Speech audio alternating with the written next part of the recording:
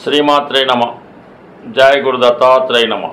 ఈ వీడియోలో మనం జూన్ 29వ తారీఖు నుంచి జూలై 26వ తారీఖు మధ్యలో సుమారుగా 28 రోజుల పాటు శుక్రగ్రహం వృషభ రాశిలో స్వక్షేత్రగతుడై మాలవ్య మహాపురుష యోగం అనే పంచమహాపురుష యోగంలో ఉండడం జరుగుతుంది. ఈ యోగ ప్రభావం ఏ రాశుల వారికి అనుకూలంగా ఉంటుంది, ఏ రాశుల వారికి ప్రతికూలంగా ఉంటుందని తెలుసుకునే ప్రయత్నం చేద్దాం. అసలు జీవితంలో ఒక వ్యక్తి అటు మగవారు కానీ అమ్మాయిలు కానీ వారికి వివాహం తొందరగా జరగాలన్నా, వివాహం తర్వాత వారి యొక్క జీవితం ఆనందమయంగా ఉండాలన్నా శుక్రగ్రహం యొక్క అనుకూలత తప్పనిసరిగా ఉండాలి. ముఖ్యంగా సంతాన విషయంలో మరి తొందరగా సంతానం కలగాలన్నా, కొంతమందికి ప్రథమ సంతానం తరచుగా అబార్షన్స్ అవ్వడం జరుగుతుంటుంది. మరి కొంతమందికి కేవలం స్త్రీ సంతానం మాత్రమే కలుగుతుంటారు. ఈ విధంగా కారణం కూడా శుక్రగ్రహమే కారణం అవుతూ ఉంటుంది. అలాగే మనిషిలో ఉన్నటువంటి అతనిలో ఉన్నటువంటి టాలెంట్ అటు మ్యూజిక్లో కానీ, విద్యలో కానీ, ధన సంపాదనలో కానీ, మరి అతను జీవితంలో ఒక వ్యక్తిగా సుఖంగా జీవించాలన్నా, వారికి వాహన సౌఖ్యం ఉండాలన్నా, అలాగే స్త్రీల వల్ల అనుకూలత ఉండాలన్నా, అలాగే మదరు, సిస్టరు, భార్య వీరి వల్ల కూడా చక్కగా వారికి అనుకూలత ఉండాలన్నా, వారి యొక్క సహకారం ఉండాలన్నా శుక్రుని యొక్క అనుగ్రహం తప్పనిసరి. సో అలాగే జీవితంలో వారు ఒక ఖరీదైనటువంటి వాహనంలో తిరగాలన్నా, సంపాదించిన ధనాన్ని చక్కగా అనుభవించాలన్నా కూడా శుక్రుడు తప్పనిసరిగా ఉంటాడు. అంటే కొన్ని రంగాల్లో ఉన్న వాళ్ళకి, ముఖ్యంగా సినిమా రంగంలో ఉన్న వాళ్ళకి శుక్రుడు వాళ్ళకి కంపల్సరీగా బలంగా ఉంటేనే వాళ్ళు వారి యొక్క వృత్తిలో బాగా రాణించగలుగుతూ ఉంటారు. అలాగే సంగీతం, నాట్యం, ఏ కళలో కూడా వ్యక్తికి రాణింపు ఉండాలన్నా కంపల్సరీగా శుక్రుడు బలం వారి జాతకంలో ఉండాలి. అంటే శుక్రుడు బలంగా ఉండడం అంటే స్వక్షేత్రంలో ఉండడం కానీ, ఉచ్చులో ఉండడం కానీ, అలాగే మిత్రక్షేత్రంలో ఉండడం వల్ల బలాన్ని ఇవ్వడం జరుగుతూ ఉంటుంది. వారి యొక్క జన్మజాతకంలో శుక్రుడు కుజుడితో కానీ, రాహుతో కానీ, అలాగే మిగతా పాపగ్రహాలతో కలిసి ఉన్నప్పుడు జాతకుడు ధనాన్ని దుర్యోగం చేస్తూ వ్యసనాలకి, చిన్న చిన్న బ్యాడ్ హ్యాబిట్స్కి, మత్తు పదార్థాలకి అలవాటుపై జీవితాన్ని నాశనం చేసుకోవడం జరుగుతూ ఉంటుంది.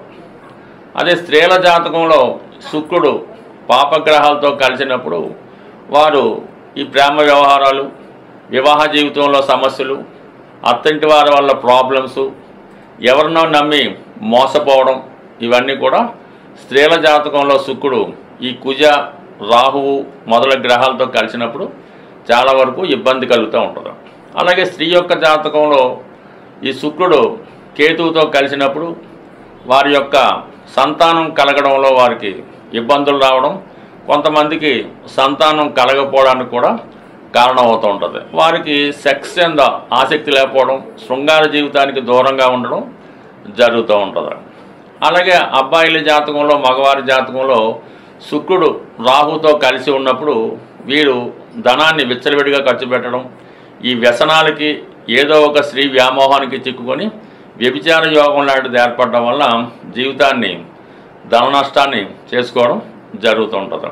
ఇప్పుడు ఈ శుక్రుడు మరి వృషభ రాశిలో స్వక్షేత్రంలో ఉండడం అన్నది కొన్ని రాశుల వారికి చాలా మంచి ఫలితాన్ని ఇవ్వడం జరుగుతుంటుంది. ఇప్పుడు ఈ శుక్రుడు కూడా ఎటువంటి పాపగ్రహంతో కలిగకుండా సింగిల్గానే రాశిలో ఉండడం వల్ల చాలా వరకు నిశ్చలంగా మంచి ఫలితాలు ఇవ్వడానికి కారణం అవుతూ ఉంటుంది. అలాగే అమ్మాయికి కానీ అబ్బాయికి కానీ వివాహం తొందరగా కావాలంటే శుక్రుడి యొక్క స్థితి చాలా ఇంపార్టెంట్గా ఉండడం జరుగుతూ ఉంటుంది. శుక్రుడికి బాగా దగ్గర డిగ్రీలో పాపగ్రహాలు ఉన్నప్పుడు వివాహం ఆలస్యం అవుతుంటుంది. అలాగే శుక్రుడు రవికి చాలా డిస్టెన్స్, ఒక 43 డిగ్రీల పైన ఉన్నప్పుడు వివాహం జరగడం కష్టం ఉంటుంది. సో అనేక విధాలుగా ఈ శుక్రుడి యొక్క ప్రభావం ఈ జాతకుల మీద ఎక్కువగా ఉండడం జరుగుతుంటుంది. మనం ఏదన్నా ఒక జాతకం అదృష్ట జాతకమా దురదృష్ట జాతకమా అని పరిశీలించవలసి వచ్చినప్పుడు కంపల్సరిగా శుక్రుని యొక్క స్థితి గమనించవలసి ఉంటుంది. ఏదేమైనా శుక్రుడు స్థితిని బట్టి జాతకుడి యొక్క జీవితం, వాడి యొక్క అదృష్టం, వివాహం, సంతానం యొక్క అభివృద్ధి ఆధారపడి ఉంటుంది. వృశ్చిక రాశి వారికి శుక్రుడు సప్తమ స్థానంలో స్వక్షేత్రంలో సంచరించడం వల్ల ఈ రాశి వారికి మాలవీయ మహాపురుష యోగం అనే పంచమహాపురుష యోగం ఏర్పడింది. మరి శుక్రుడు ఎప్పుడైతే సప్తమ స్థానంలో రావడం జరిగిందో ముఖ్యంగా వివాహానికి సంబంధించిన విషయాల్లో అనుకూలత ఏర్పడుతుంది. అది వివాహం నిశ్చయించుకోవడం కానీ పెళ్లి సంబంధం కుదరడం కానీ జరుగుతుంది. అలాగే ఏ కారణం వల్ల అయితేనే భార్యాభర్తల మధ్య ఉన్నటువంటి విభేదాలు సమసిపోవడం జరుగుతుంది. మళ్ళీ ఒకరికి ఒకరు ఒక అండర్స్టాండింగ్ వచ్చి మళ్ళీ మీ యొక్క కొత్త జీవితం ప్రారంభించుకునే విధంగా ఈ శుక్రగ్రహ అనుగ్రహం మీ మీద రావడం జరుగుతుంది. అలాగే వృత్తి సంబంధించిన విషయాల్లో ఒక అనుకూలమైనటువంటి వాతావరణం ఇప్పుడు ఏర్పడడం జరుగుతుంది. అంటే మాలవీయ మహాపురుష యోగం అంటే అతి శక్తివంతమైనటువంటి యోగం అన్నమాట. అంటే వ్యక్తిలో ఉన్నటువంటి సామర్థ్యాన్ని, అతనిలో ఉన్నటువంటి ధైర్యాన్ని పైకి తీసుకురావడానికి ఈ యోగం కారణం అవుతూ ఉంటుంది. అలాగే ఆర్థిక పరంగా మీకున్నటువంటి కొన్ని బలహీనతలు, మనం ఏదన్నా ఒక కార్యక్రమం తలపెట్టినప్పుడు ఒకటి చేద్దాం అనుకున్నప్పుడు అంత స్తోమత మనకి లేదని చాలామంది ఆ ప్రయత్నం చేయకుండా విరమిస్తూ ఉంటారు. అయితే ఈ సమయంలో మీ యొక్క ప్రయత్నానికి ఆర్థికపరమైనటువంటి సహకారం ఏదో విధంగా రావడం జరుగుతుంటుంది. కేవలం ధైర్యంతో మీరు ముందుకు వెళ్ళవలసి ఉంటుంది. అంటే అందుకనే ధైర్య సాహస లక్ష్మి అనడానికి ఈ మాలవీయ మహాపురుష యోగం ఎవరి జాతకంలో ఉంటుందో వాళ్ళు చిన్న ప్రయత్నంతో గొప్ప ఫలితాన్ని పొందడం జరుగుతూ ఉంటుంది. శుక్రుడు సహజంగా ధనస్థానాధిపతి అవ్వటం, అది మీకు సప్తమ స్థానం అవడం వల్ల మీరు చేసే వ్యాపార వ్యవహారాలు, అంటే ఒకరు వ్యాపారంలో బాగా రాణించాలంటే సప్తమ స్థానం బలంగా ఉంటే వాడు వ్యాపారంలో బాగా రాణిస్తాడు. అదే 6వ స్థానం బలంగా ఉంటే వాడు ఉద్యోగంలో మాత్రమే రాణించగలుగుతూ ఉంటాడు. ఇప్పుడు సప్తమ స్థానం మీకు అనుకూలంగా ఉండడం వల్ల ఈ సమయంలో మీరు ఏదైనా కొత్త వ్యాపారాన్ని ప్రారంభించినప్పుడు అది కన్స్ట్రక్షన్ రంగం అవ్వచ్చు, ఆటోమొబైల్స్ అవ్వచ్చు, ఫైనాన్స్ అవ్వచ్చు, బ్యాంకింగ్ అవ్వచ్చు, ఏదైనా సరే మీకు ఇది అనుకూలంగా రావడం జరుగుతూ ఉంటుంది. మీరు ప్రారంభించినప్పుడు మీ దగ్గర దానికి తగిన ధనం లేకపోయినా ఆ సమయానికి మిగతా వాళ్ళు, అంటే మీ వ్యాపారానికి సంబంధించిన మిగతా వాళ్ళు మీకు సహకరించి మీ వ్యాపార అభివృద్ధికి తోడ్పడి మీ లాభాల్లో వాళ్ళు వాటా పంచుకునే విధంగా రావడం జరుగుతుంది. ఒక విధంగా లక్ష్మీదేవి యొక్క అనుగ్రహం మీకు ఈ సమయంలో లభించడం జరుగుతుంది. అది ఒక పరశురామ శక్తిలాగా మీరు విజృంభించి మీ అనుకున్నది సాధించడానికి అనుకూలంగా ఉంటుంది. అలాగే ప్రేమ విషయంలో కూడా మీరు ఎవరినన్నా ఇష్టపడుతున్నా వారితో మీ విషయం చెప్పడం వల్ల వాళ్ళు అంగీకరించవచ్చు. లేదు మీ యొక్క భార్య లేదా భర్త చాలా కాలంగా దూరంగా ఉంటే వాళ్ళని ధైర్యంగా మీరు మీ దగ్గరికి మళ్ళీ తీసుకువచ్చడానికి ఇది మీకు అనుకూలత ఏర్పడుతుంది. అంటే ఏదో విధంగా నయానో భయానో వాళ్ళు నచ్చచెప్పి మళ్ళీ మీ కాపురాన్ని సరి చేసుకోవడానికి కూడా అనుకూలంగా ఉంది. అలాగే మరి ఈ శుక్రుడు వృషభ రాశిలో ఉండడం వల్ల ఆటోమేటిక్గా మనకి మన తులారాశి కూడా యాక్టివేట్ అవుతుంది. అంటే మీకు 12వ స్థానంలో శుక్రుడు యొక్క ప్రభావం కూడా కనబడుతూ ఉంటుంది. దాని కారణం వల్ల మీరు ఏదైనా ఖరీదైనటువంటి వస్తువులు కొనడానికో, గృహ అవసరాలకు కావాల్సినటువంటి సౌకర్యాలు సమకూర్చుకోవడానికో కారణమవుతూ ఉంటుంది. ఈ సమయంలో మీరు ఏదైనా ఒక విహారయాత్ర కానీ వినోదయాత్ర కానీ చేయడానికి చాలా వరకు ఈ పరిస్థితులు అనుకూలిస్తాయి. చాలా లేదంటే ఒక కొద్ది రోజుల పాటు ఏదైనా ఒక ప్రశాంతమైనటువంటి ఒక ఖరీదైనటువంటి విదేశం సందర్శించవచ్చు, ఏదైనా ఒక పెద్ద పట్టణాన్నో సిటీనో సందర్శించవచ్చు, ఏదైనా ఒక ఆధ్యాత్మిక కేంద్రాన్ని కూడా సందర్శించి కొన్ని రోజుల పాటు మీరు మనశ్శాంతిని, హాయిగా ప్రశాంతమైనటువంటి జీవితాన్ని గడపడానికి కూడా ఈ శుక్రగ్రహం మీకు అనుకూలత రావడం జరుగుతుంది. ఏదైనా శుక్రుడు జాతకంలో బలంగా ఉంటూ గోచారరీత్యా శుక్రుడు మనకు అనుకూల స్థానాల్లో వచ్చినప్పుడు దాని యొక్క ఫలితం మనకి పొందడం జరుగుతూ ఉంటుంది. బట్ ఏదైనా ఈ రాశి వారికి రాబోయే 28 రోజుల్లో ఏదో ఒక జీవితంలో గొప్ప అనుభవం అన్నది రావడం జరుగుతుంటుంది. ఈ సమయంలో మీకు కొందరు ఖరీదైనటువంటి బాగా సొసైటీలో మంచి పేరున్నటువంటి మంచి క్వాలిఫై అయినటువంటి వారితో పరిచయం అవుతూ ఉంటుంది. అంటే సాధారణంగా శుక్రుడు అనగానే ప్రతి వాళ్ళు ఏదో స్త్రీతో పరిచయం అవుతుంది, వాళ్ళ యొక్క అనుకూలత వస్తుంది, అక్కడి నుంచి లక్షలు వస్తాయి అనుకుంటూ ఉంటారు. ఇది కేవలం ఏ గ్రహం అయినా సరే అది పురుష శక్తికి స్త్రీ శక్తికి కూడా కారణం అవుతుంటుంది.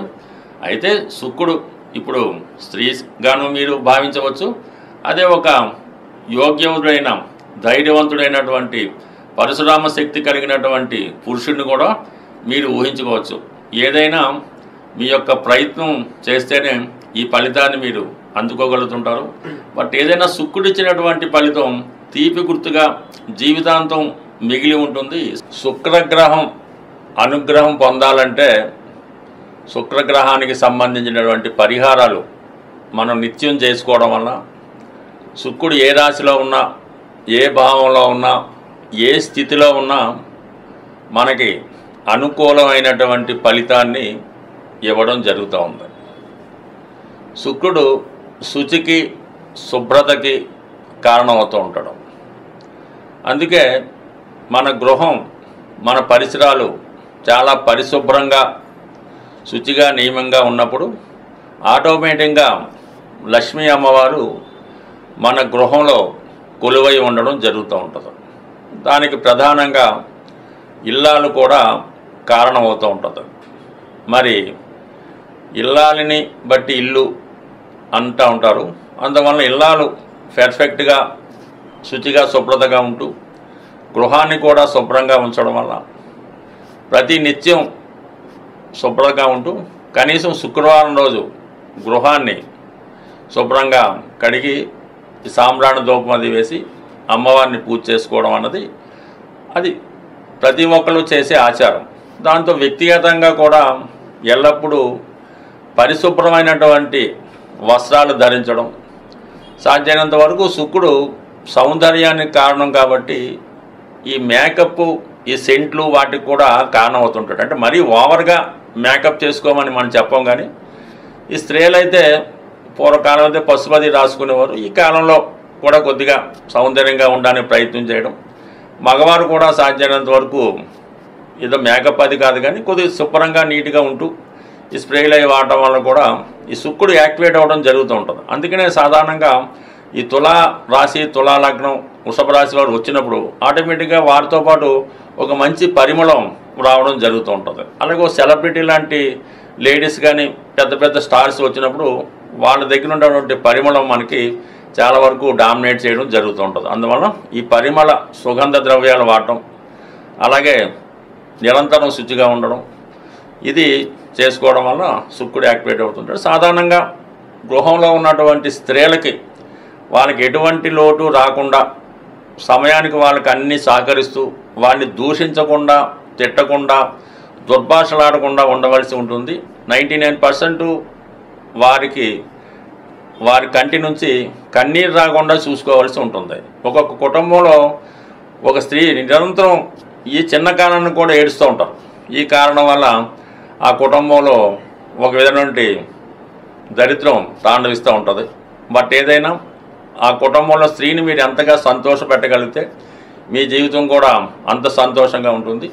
సాధారణంగా రేపు వస్తున్నటువంటి ఈ వరలక్ష్మి శ్రావణ మాసంలో ప్రతి శుక్రవారం కూడా విధి విధానంగా కేవలం అది స్త్రీలకే కాకుండా మగవారు కూడా నియమనిష్టలతో ఆ అమ్మవారిని ఆరాధించడం వల్ల కంపల్సరీగా మీకు అనుకూలత ఏర్పడుతుంది. సాధ్యమైనప్పుడల్లా మీ కుటుంబంలో ఆడపడుచుకు కానీ మీ తల్లిగారికి కానీ ఎవరికైనా సరే వస్త్రాలు అవి బహుకరించడం, వారి లోటు లేకుండా ఉండడం, ఇది చాలా వరకు ఇది కామన్గా ప్రతి వాళ్ళు పాటించేదే. మనం ఈ విధంగా శుచిగా శుభ్రంగా ఉంటూ స్త్రీలను గౌరవిస్తే శుక్రుడు సంతోషించి మీకు సకల సౌకర్యాలు ప్రసాదించడం జరుగుతుంది. మరి ఓపిక ఉన్నవాళ్ళు, చదువుకున్న వాళ్ళు కనకదార స్తోత్రం, స్త్రీ సూక్తం, లక్ష్మీ సూక్తం చదువుకోవడం, శుక్రవారం కొన్ని ప్రాంతాల్లో, గురువారం కొన్ని ప్రాంతాల్లో నియమంగా ఉండడం, మనం ఎంత శుచిగా ఉంటూ ఎంతగా అమ్మవారిని పూజించుకుంటే మంచిది. సాధారణంగా అమ్మవారికి ఈ శుక్రవారం రోజు దానిమ్మ పళ్ళు ఆ టెంపుల్లో ఇవ్వడం వల్ల ఇంకా ఎక్కువ ఫలితం రావడం జరుగుతుంది. అనేక రెమెడీస్ ఉంటాయి.